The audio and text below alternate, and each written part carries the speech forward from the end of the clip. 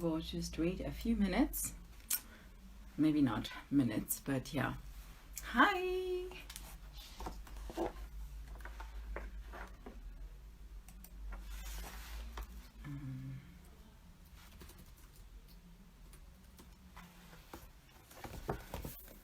Okay.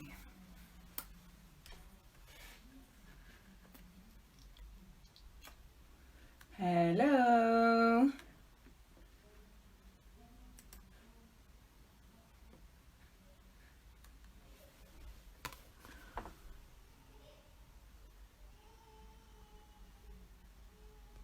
Let me just pin the title. Paste.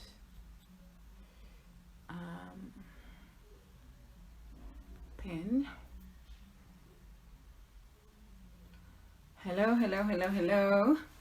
How are you? Happy Wednesday. Okay, so on Wednesdays I read from the Gerald Kraak Anthologies. There's 3 volumes. The one that I'm reading today is from the 3rd one. And this is the one. Hi, Uncle Fred. And last week I read from this one. If you have missed the readings every Wednesday for the Gerald Kraak Anthologies entries, you can check out the YouTube page, YouTube channel, sorry. It's Bookamoso Book Club on YouTube. Please subscribe. And some of the readings I've actually also loaded on IGTV. So if you have missed them, they are on IGTV. The reason why I've loaded them up on YouTube is for you to actually go on there and maybe binge watch and not use up too much data on here. But yeah, that is what I'm reading today, Mothers and Men, by OluTimehin Adegbeye. Yeah, I hope I got that right. So I've been reading from the Gerald Kraak Anthology since the lockdown began. So every Wednesday I read from that collection, this anthology, which is African perspectives on gender, social justice and sexuality. And OluTimehin Adegbeye is the winner for the 2019 prize, and is from Nigeria, and she's the 3rd recipient of the prize. This was launched in 2016. So yeah, this one is, wait, there is no joint winner. She is the only winner, yeah. But I know there's the other one had 2 winners. But yes, so I'm gonna read Mothers and Men, and then yeah, I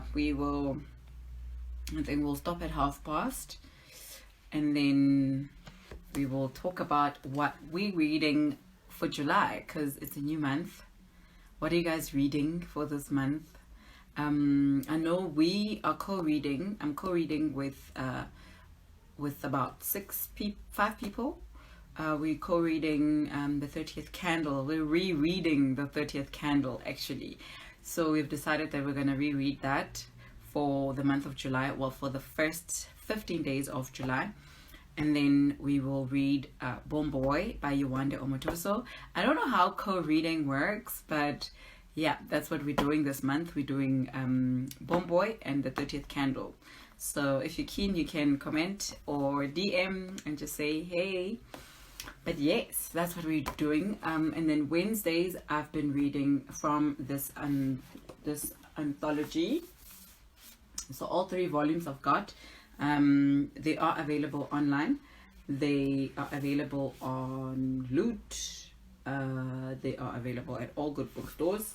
Some of the covers were actually the covers are part of the entries, because there is poetry, there's photography, there is short stories, there's yeah.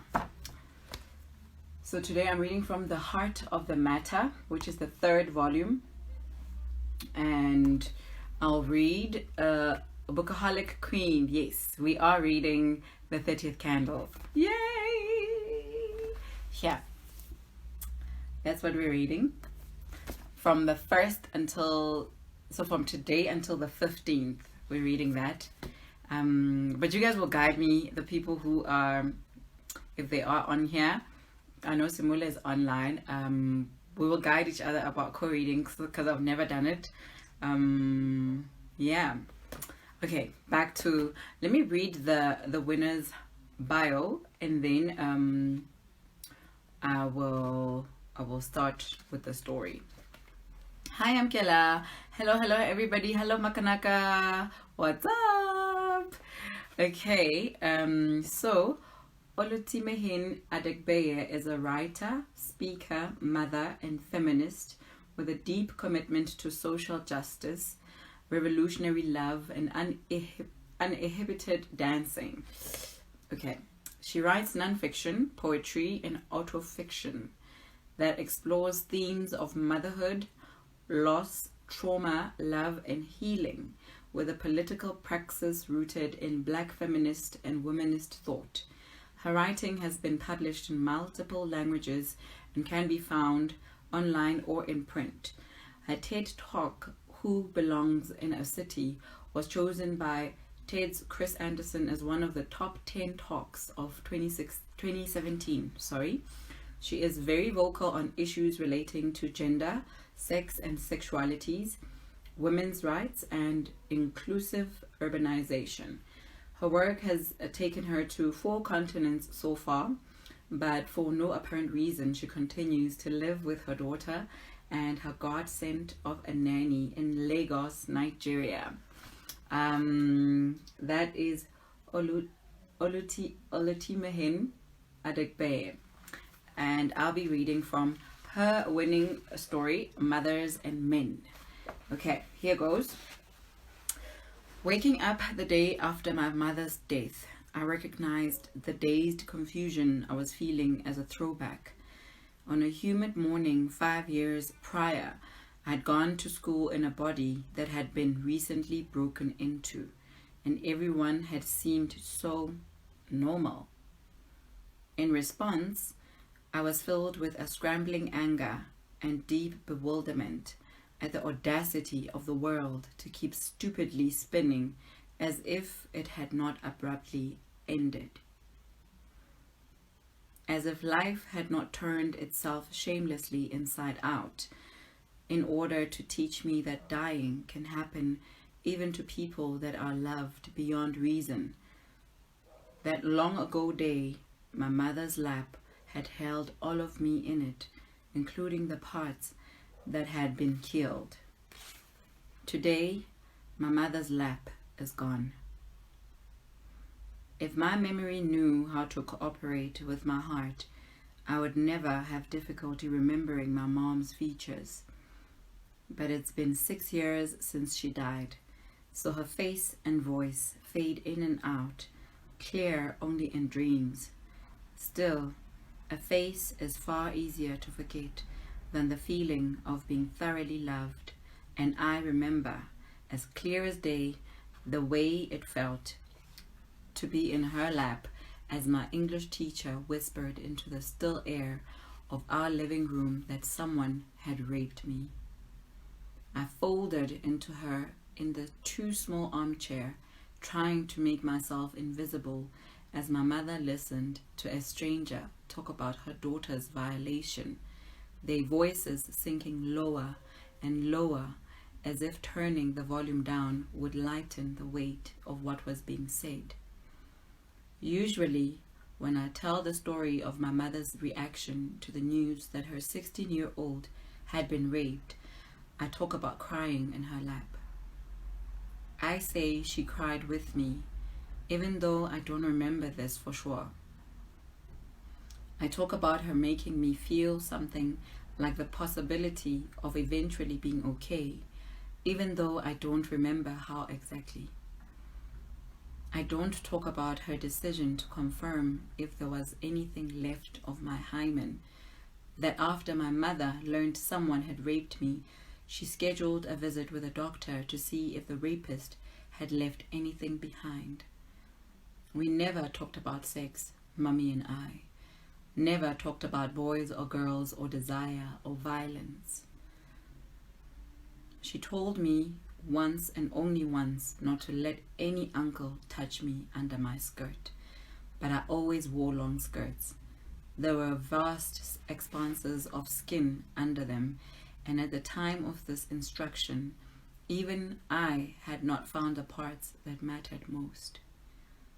A decade later, lying on my back with my naked legs splayed out on an examination table, my mother would stand and watch as a man tried to force his fingers into me. By then, I had discovered that the parts he was excavating were the parts she had been referring to. The gynecologist, an old church leader who I would later find out needlessly cut women open for the extra cesarean section money, reassured my mother from between my legs that my defilement had been botched. Good news, he declared, as he tried and failed to fit his bunched fingers inside me, stripping me of the opportunity to grieve being pinned down and penetrated by a man who I had secretly, shyly wondered what it might be like to kiss. For the second time that long ago week, I watched myself from the outside of my still prone body. A man was inside me, uninvited, because a man had been inside me, uninvited.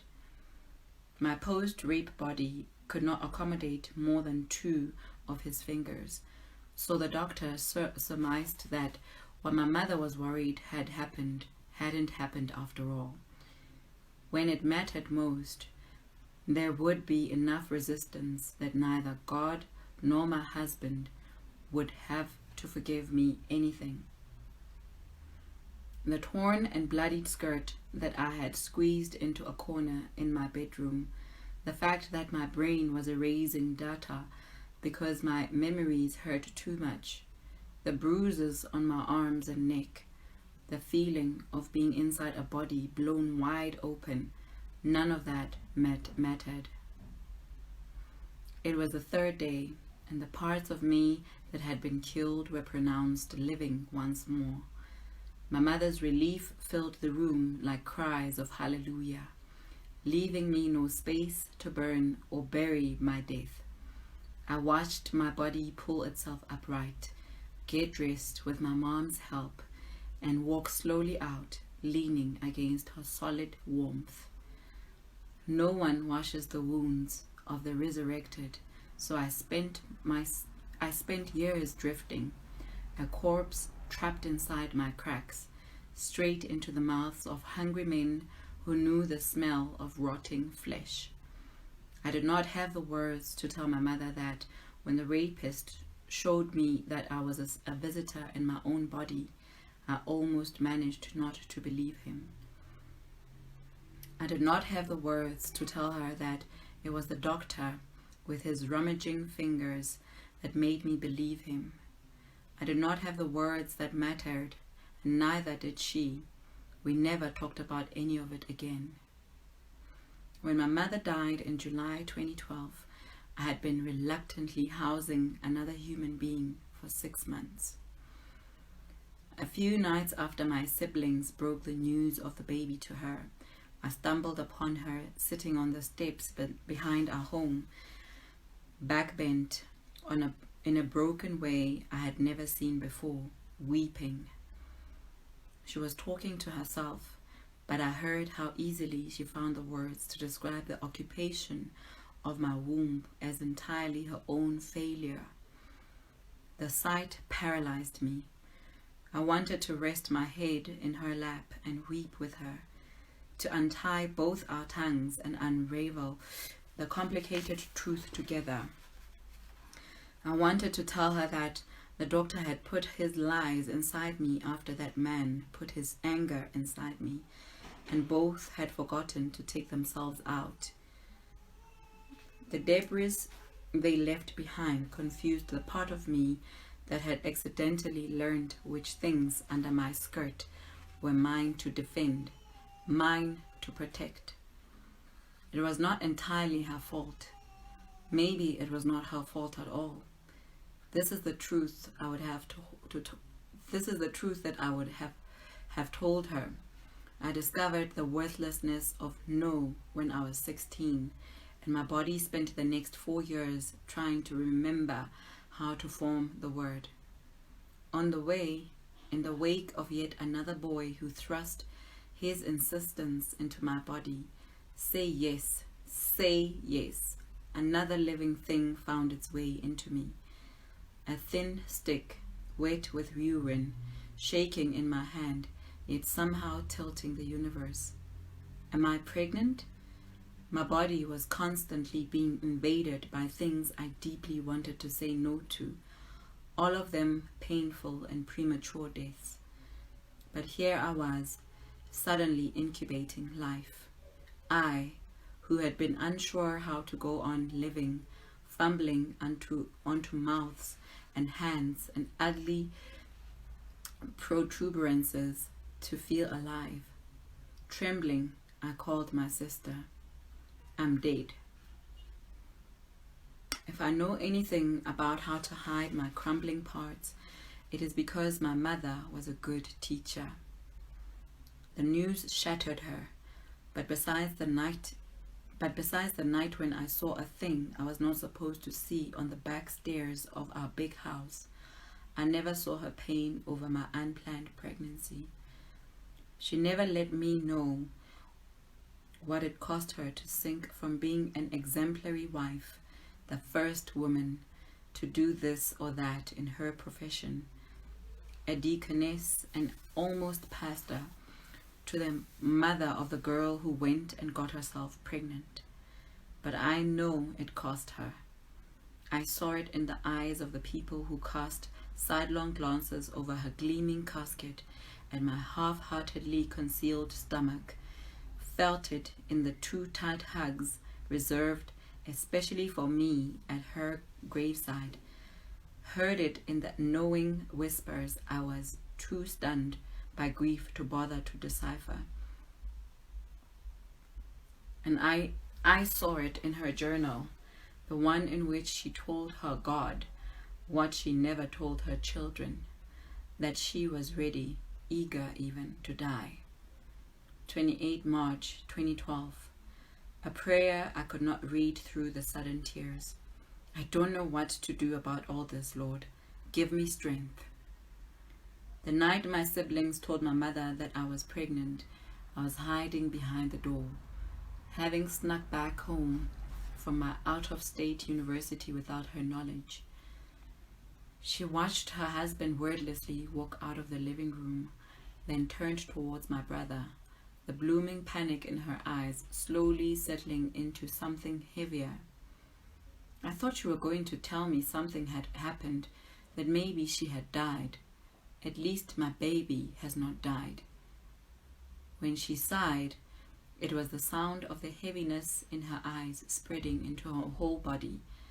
My siblings slipped out, their solidarity having served its purpose, and I revealed myself. Silently, my mother took me into her too bright, underused study. There she pulled me close, love and kindness in one hand, surging grief in the other. I thought I would choke on the tumult between us, on all the things we needed to say. We had always had a deep love for each other, but for years, as I rebelled, it had become a quietly difficult love, a vast, vaguely turbulent ocean of it. Neither of us knew how to cross safely to the other side, so we looked each other in the eyes, saying the things that could be said. How did this happen? It was a silly question, the only question there was space for between a mother who clung to Jesus for her sanity and a daughter who had forsaken him for the same reason. The answer that came out of my mouth was meaningless, forgettable, the truth, unutterable. I don't know who owns my body. There is violence in their hands, these men, and you did not protect me. But my baby, there is no protection. The words would never come out of her mouth. My father's hands around her throat would not let them. There was a boy in uni who worked my frozen legs gently apart for 2 years, then one night entered me and cried with me because he thought I wanted it even though I said I didn't.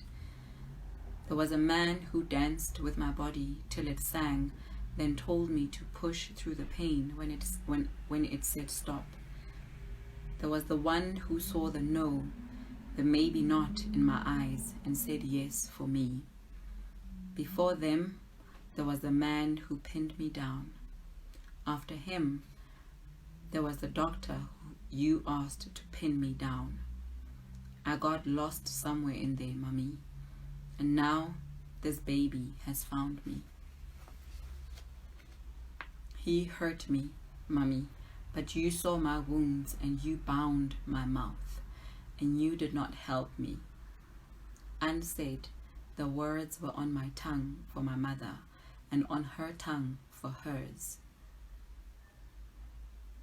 Months after that night, just as my body began to shift to make room for all of the living that was happening inside it, just as my mother started to tease me, eyes closed because she was so deeply tired about how caring for her weakened body was good practice for the one I was about to birth, she died.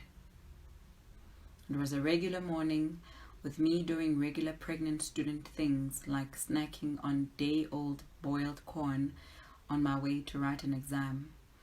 I was running late and she was still asleep, so I stuck a note to her food tray with some plaster. I love you, Mommy. See you later. That evening, my family told me that my mother had stopped breathing and no one had been able to remind her to start again. Like the first time my world was upended, I abandoned my body. The screams filling the room were mine, as before, but this time they emerged so completely without my say that I found myself wondering dazedly about their origin. Somehow, I was on the carpeted floor without putting myself there. Somehow, I wailed for my dead mother in the mother tongue she had struggled to teach me in life. Somehow, my mother was no longer alive. Until that moment, it had not once occurred to me that this was a thing that was possible. She'd been very sick, but she was getting better, right? Right? I asked the question over and over, mindlessly, turning to my sister, my cousin, my aunts, in confusion. She was getting better, wasn't she? She was eating again. I had spent hours combing Ibadan for the perfect amala for her. She was always asking me to sing for her. She had even started making loving jokes about my pregnancy, about this baby that she had previously prayed to God to quietly take away. Let this cup pass from me, Lord. On the night I hit 11 weeks, she asked me to join in the prayer. So I spread a towel on my bed and slept on it in anticipation of a miscarriage. The next morning, I put the immaculate towel away and wondered about a God who could only be relied on to kill his own child. Here is a lesson learned hard. The apocalypse is always a private event. Mary and Mary were forced to watch the man they loved scream for a father who had abandoned him. The earth shook and the sky split open. But even that was not the end of the world, only the end of theirs. On the night my mother died, I raged at the same father on her behalf and mine, because in those final months, it had finally started to matter more to her that I was alive, that I was whole, than that I was pure. Everyone said Judas was the traitor, but I had been resurrected before, and I knew in whose name that betrayal was carried out. That night, I called my mother's God a liar at the top of my voice, screaming the word over and over at the heavens. No one tried to correct me. Eventually, the world and my mind settled into a dull sort of silence. I knew I was awake, but everything felt leaden, dense, completely devoid of meaning. I felt myself walk to the morgue, vaguely registering the contact of my feet with the ground, the touch of the cold air on my skin. I was distantly conscious of an incomprehensible slowness of voices entering my ears, as though uninterested in delivering any real message on the compression of time and reason into a moment that had passed yet continued interminably. My mother's emptied out body was presented to me. There it was, the flesh she had inhabited when I had begun, which I had clung to for breath and healing and for want of a safer place to be, even in the rare but catastrophic moments when she herself was not safe.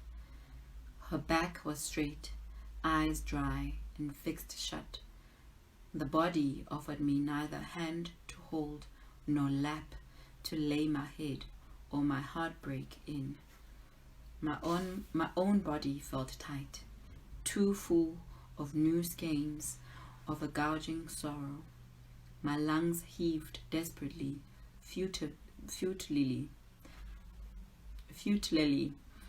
The air in the mortuary was stale, designed for the dead. I stepped outside and caught my breath, as well as the tail end of a more morbid joke my brother was making. When I started crying again, it was because I was laughing that my life felt like a raw, seeping wound, laughing at the madness that was my continued existence in a world that was a turtle struggling to get off its back. A world where a daughter was growing inside me and my mother was gone. One of my mom's gathered friends stared intently at my stomach, her gaze full of the recently gleaned knowledge of my pregnancy, and I felt a premonition of my sudden exposure to the things my mother had protected me from.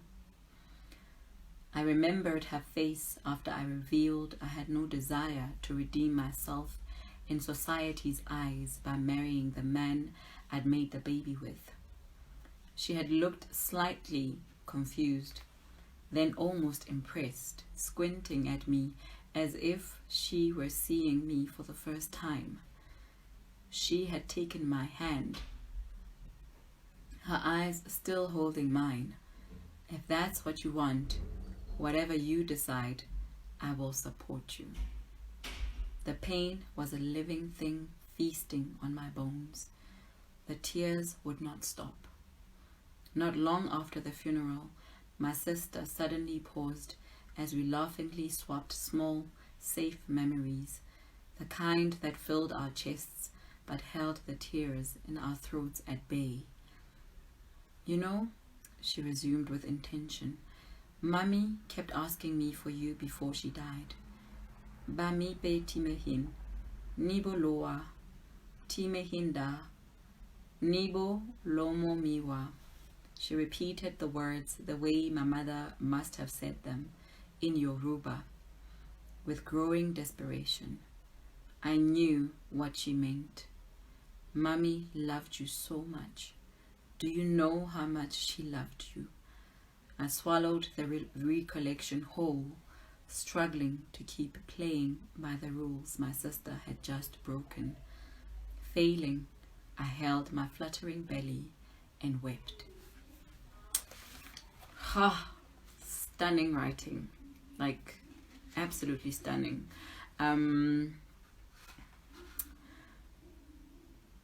I want to read what Sisonke Msimang said. Hello everybody who just came in. Let me just go through the comments first. Today's picture is, I don't know, I feel like it's not clear, but Anyway, hi everybody. Thank you for staying and listening to me read. Hi Uncle Fred. I know Uncle Fred just came in as well. Yes, we're reading 30th Candle. Oh yeah, I asked about the co-reading earlier on. Hi to everybody that joined. Zidatu. Oh no, this is a lot. This is a very hard reading. It's too painful. That's Kumbu. Yeah. Zindatu said, we need to talk about how our mothers sometimes hurt us through their reactions, words, actions, or inactions. How those actions or inactions tend to protect the abusers. Yeah. Yeah, similar to what we were talking about yesterday, when I was reading, what was I reading yesterday? But yes, our parents just, Zinda just said, this is excruciating. I can't imagine life without my mother. Same here. Like yesterday I had a call with her and I just found myself like getting all emotional about this situation that we're all in with COVID and her being 61. Akanaka says the writing is amazing, but that must have been hard to write. Yeah. Sintatu says absolutely stunning. The story is a mixture of sad and beautiful moments. Yeah. Sisonkem Semang said, let me go back to the introduction, because she does the introduction for all of them because she's the head judge in the collection. The prize winner this year, OluTimehin Adegbeye, does this. Hold on, let me read. This year's collection, The Heart of the Matter, gets precisely to the core of ensuring that our great-great-grandchildren will find traces of us that reflect the magnificence and ordinariness of who we are today. The stories in this year's anthology are a nod to the small, ordinary loves and the little moments and the tiny victories that make life big and beautiful and survivable. The prize winner for this year, OluTimehin Adegbeye, does this exceptionally well. In Mothers and Men, her beautiful essay about her mother and her motherhood and the ordinary and remarkable violations that mark womanhood in this time and in this age, she writes, here is a lesson learned hard. The apocalypse is always a private event. The statement is both indisputable and startling. No one I have read in recent years has rendered the emotional state in as complex and plain a manner as Adegbeye. Her work in the real world and her words on the page pay homage to Gerald's memory. That is Sisonkem Semang speaking on the memory of Gerald Kraak. So yes, guys, that was today's reading. I will be reading from, I'll actually rotate every week. On Wednesdays I'll go, if I've read volume 3 this week, I will read volume 2 and then 1 the following 2 weeks. So yeah, this was from Heart of the Matter. If you've missed the other book readings of this anthology, you can check out YouTube. I do have a channel. I have loaded most of the videos. If you prefer to watch on IGTV, they are uploaded as well. But that was today's reading, guys. So I'll see you guys tomorrow at 5. But before I wrap up, I have to say what I'm reading for the next month.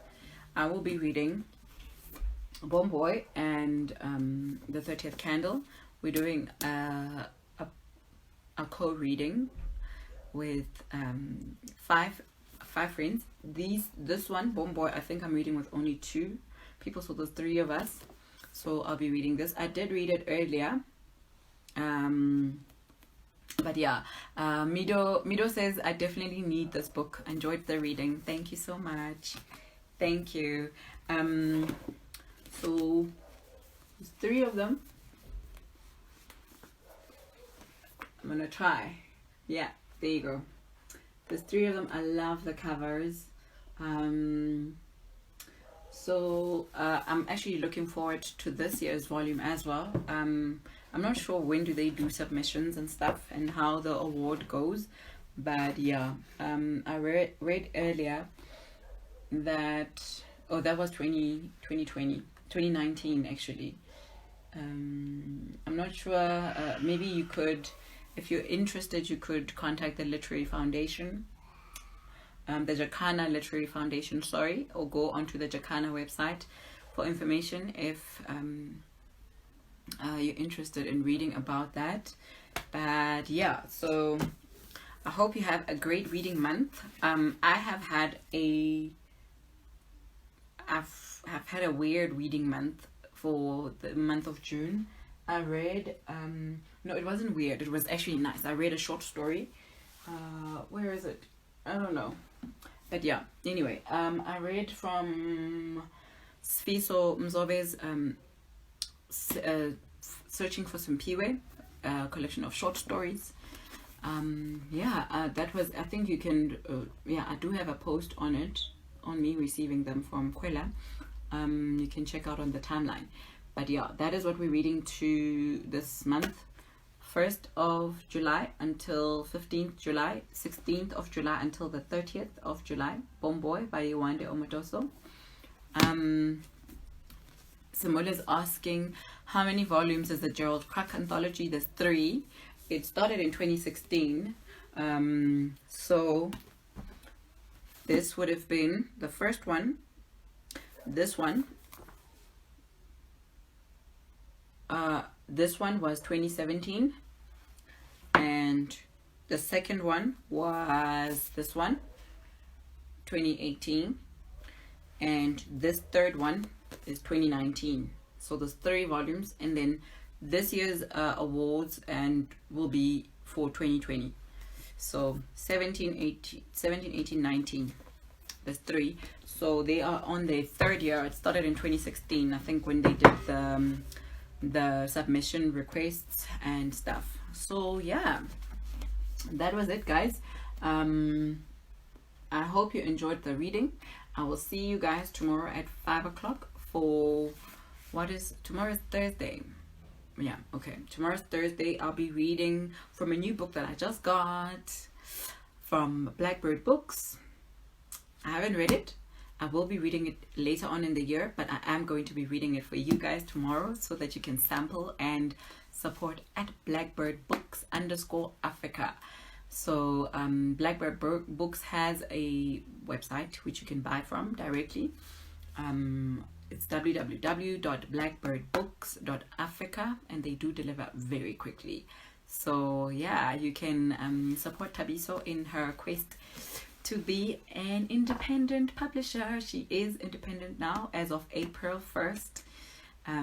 She was an imprint of Jacana Media, and now she is Blackbird Books by herself, a queen. What's the new book called? Which one? Are you talking about? The one that I'm reading tomorrow.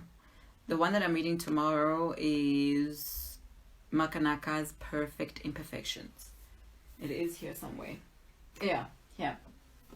So I'll be reading this tomorrow for you guys. Yes, I got it last week from a friend. So Zindatu was asking what's the new book called. But yeah, so I will see you guys tomorrow at 5. Oh yeah, yes. That is Perfect Imperfections by Makanaka. Let me not butcher her surname. Makanaka Mavengere Munsaka. Makanaka Mavengere. So that is what I'm reading. It was part of the bargain books specials during June. I'm not sure if you guys would have noticed, but you can still get it at bargain books, exclusive books. But yeah, we're buying from Blackbird Books directly. See. Yeah, so now I like this Blackbird Books. Yes, guys. So that's what we're doing. We are reading that tomorrow. I'll read a bit today and see how it goes, just to, you know, get myself all excited. I have been trying to get this book, and I'm glad I got it from a dear friend. So yes, that's what we're reading tomorrow. Sals, you're always late. Sorry for you. I'm calling you out. I just read from The Heart of the Matter. For those who've missed out, you can check out the video on IGTV. I will load it up just now, and then I will also load it up on the YouTube channel, Bookamoso Book Club. It is current, so all the videos that I've been uploading here on IGTV are available on the YouTube channel. I do load them up immediately, or I try to. Kumbu says, thank you. I need a sci-fi book to cleanse the sting and pain of the lost story. Yeah, that was sad. And it gives us, for those who still have their moms, it gives us time to, like, you know, you actually are reminded to not take your mom for granted, and our parents for granted while they're around. Samula is asking, is Sal's not co-reading with us? I'm not sure. She will confirm. She will confirm. I'm gonna comment on the 30th Candles video, which is on IGTV. We ended up deciding to co-read, so yeah, we'll be doing that for the month. For half the month, we'll be co-reading the 30th Candle, because we love Angela Mahola like that. So yes, we're shining a light on that. I will actually have a post up tomorrow about the co-reading. So yeah, guys, that was today's reading. Get this amazing anthology. I love the covers. There you go. I think this one was a joint winner. There was a short story that won, and the photography also won. I'm not sure, but yeah, I'll see you guys tomorrow at 5 o'clock. Bye.